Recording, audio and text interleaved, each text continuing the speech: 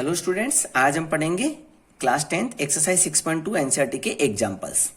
यहाँ पर आपको गिवन में क्या मिला है, एक ट्रायंगल एबीसी है, DE is parallel to BC है, DE is parallel to BC है। कल हमने पढ़ा था बीपीटी पढ़ते टाइम कि अगर लाइन पैरेलल होती है तो ऐसी कंडीशन में, क्योंकि आपको ये गिवन में मिला है और गिवन में मिला है तो लाइन पैरेलल है तो आप बीपीटी लगा सकते हैं, AD upon DB equal to AE upon EC.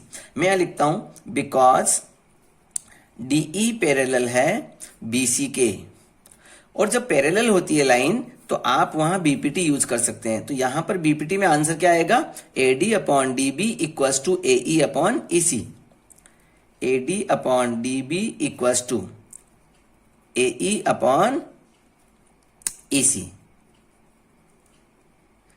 AE upon EC, इसे हम कहते हैं बीपीटी।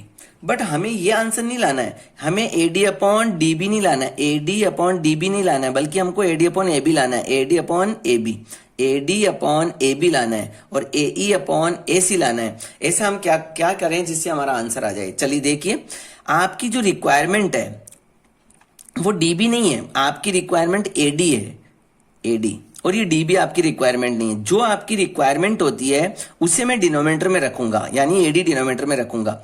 इधर मेरी रिक्वायरमेंट एई है तो एई है तो मैं इसको डिनोमिनेटर में रखूंगा, और अगर मेरी रिक्वायरमेंट डीबी होती तो मैं उसको डिनोमिनेटर में रखता। चलिए, तो एडी को डिनोमिनेटर में करने के लिए मैं इसको रेसिप्रोकल कर देता हूं। तो यहां पर मैं इसको रेसिप्रोकल कर देता हूं, DB upon AD equal to EC upon AE. ये मैंने रेसिप्रोकल कर दिया, ठीक है। यहां मैंने बाई रेसिप्रोकल। अब इसमें +1 कर दीजिए, है ना। नाउ अगर आप +1 दोनों साइड करते हैं तो यूक्लिड के अकॉर्डिंग अगर आप दोनों साइड +1 करते हैं तो कोई प्रॉब्लम वाली बात नहीं है, ठीक है। लेकिन कोई स्टूडेंट ये सोचे कि हाँ मैं तो केवल लेफ्ट हैंड साइड में तो +1 कर दूं, राइट हैंड साइड में नहीं करूं, तो वो रॉन्ग हो जाएगा। अब इसका एलसीएम लेके सोल्व कर लीजिए। तो आपका एलसीएम लेके सोल्व करने पर आंसर क्या आएगा, DB plus AD upon AD, EC plus AE upon AE, यह आपका आंसर आएगा। आप इसके आंसर को अगर यहां पर वापस, यहां इस जगह में वापस सोल्व करूं तो डीबी प्लस एडी का आंसर कितना हुआ, डीबी प्लस एडी यानी एबी हो गया, है ना। ये मैं यहां सोल्व कर रहा हूं तो ये बन गया आगे, यहां पर इसका आंसर बन गया डीबी प्लस एडी का एबी, तो ये AB upon AD equals to EC plus AE, EC plus AE यानी ये बन गया एसी। तो यहां पर आपके आंसर बन गया एसी, ये बन गया एसी अपॉन एई। अब आप देखो कि आपका आंसर आ गया क्या, एडी अपॉन एबी चाहिए था, यानी कि आया तो है बट रेसिप्रोकल रखा हुआ है। एई अपॉन एसी चाहिए था, वो भी आया बट रेसिप्रोकल है, तो वापस रेसिप्रोकल कर दो इस पूरे को। ओके, तो आंसर आ गया AD upon AB equal to AE upon AC, यानी कि वापस रेसिप्रोकल हम करके हम इसको करेक्ट कर सकते हैं, और यही आपका आंसर बन रहा है। तो इस तरीके से आप एक क्वेश्चन को जो है easily solve. Example number 3, PS upon S Q given है। यहां लिखता हूं because PS upon S Q equal है PT upon TR, PS upon S Q equal है PT upon TR, ratio equal है, और जब रेशियो इक्वल होता है तो लाइंस पैरेलल हो जाती है। कौन सी थ्योरम लग गई है, अगर रेशियो इक्वल है तो लाइन पैरेलल होगी, इसे हम कहते हैं CBPT।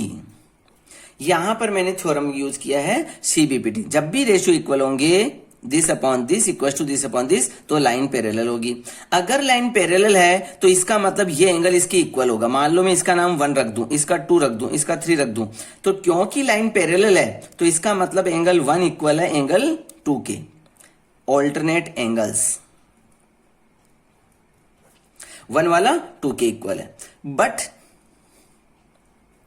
बट अगर हम ध्यान से देखें तो 1 वाला 3 के एंगल पहले से इक्वल गिवन में इक्वल है, PST equal to PRQ, PST equal to PRQ, 1 equal to 3, angle 1 equal to angle 3, but angle 1 equal to angle 3 already given में है। अब आप ध्यान से देखो कि 1 वाला 2 के भी इक्वल है, 1 वाला 3 के भी इक्वल है, 1 वाला 2 के भी इक्वल है, जो कि मैंने अल्टरनेट लिख दिया बाय मिस्टेक, कौन सा हुआ, ये करेस्पॉन्डिंग हुआ, बट मैंने इसको बाय मिस्टेक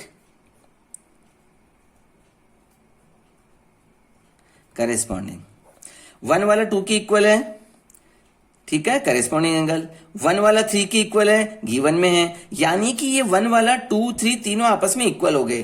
तो इसका मतलब क्या हुआ कि by using this and this, using first and second, अगर दोनों को यूज करें तो ऐसी कंडीशन में एंगल 2 वाला 3 के इक्वल हो गया। अब 2 वाला 3 के इक्वल है, लेकिन आप पहले से जानते हैं, 9th क्लास में पढ़ा हुआ है कि अगर किसी ट्राइंगल में 2 एंगल इक्वल हो जाए तो उनकी सामने की side, opposite sides are equal. If 2 angles in a triangle are equal then opposite sides are also equal. तो अगर 2 वाला और 3 वाला इक्वल है तो इनके सामने की साइड भी इक्वल होगी। 2 के सामने कौन है, पी आर, 3 के सामने कौन है, पी क्यू, यानी इसका मतलब P R equal to P Q, side P R, यहां साइड है, सॉरी, है ना, एंगल बन गया, पी आर इक्वल है पी क्यू के, पी आर इक्वल है पी क्यू के। और अगर पी आर इक्वल है पी क्यू के यानी कि 2 साइड इक्वल है, और जब भी कभी 2 साइड्स इक्वल होती है, P R equal to P Q यानी कि ट्राइंगल की 2 साइड इक्वल है, 2 साइड इक्वल है यानी कि आइसोसेलेस ट्राइंगल बन गया,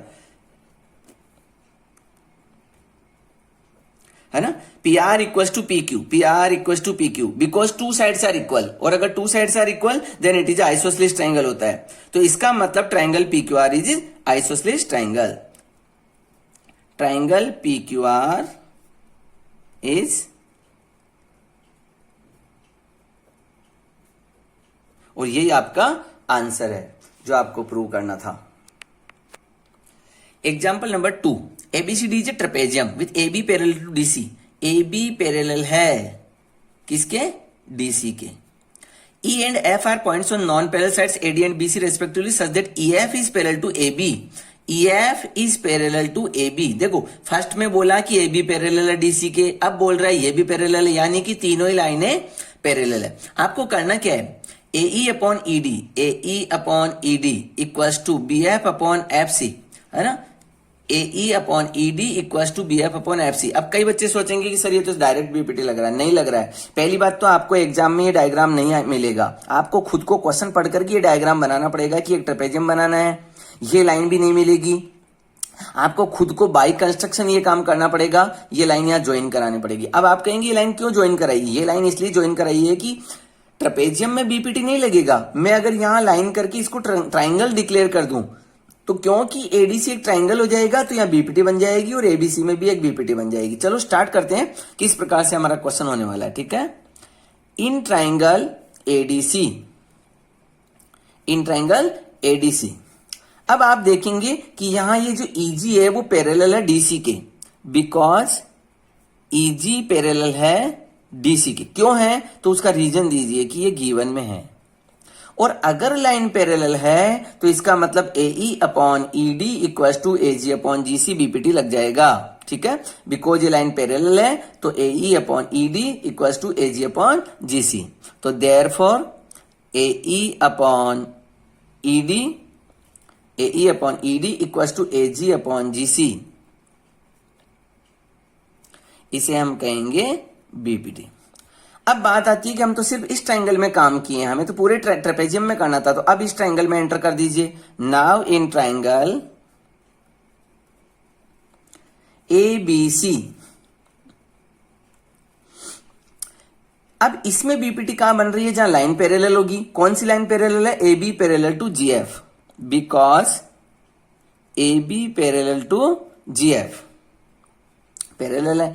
अगर लाइन पैरेलल है तो ऐसी कंडीशन में आप बीपीटी लगा सकते हैं, AG अपॉन GC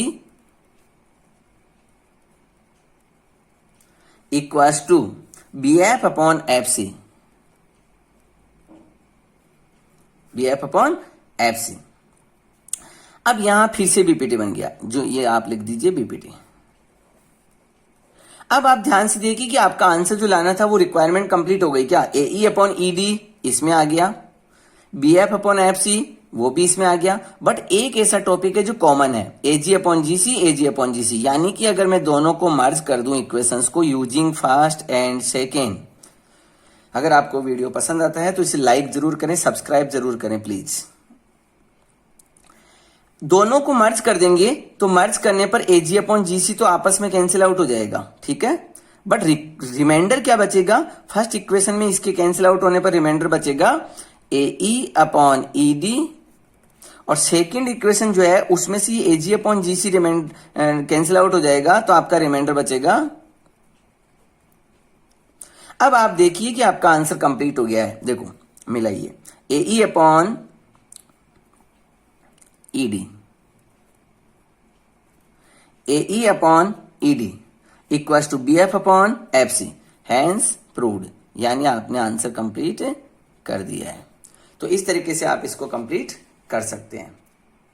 आप चैनल को लाइक एंड सब्सक्राइब कीजिए। Thank you very much.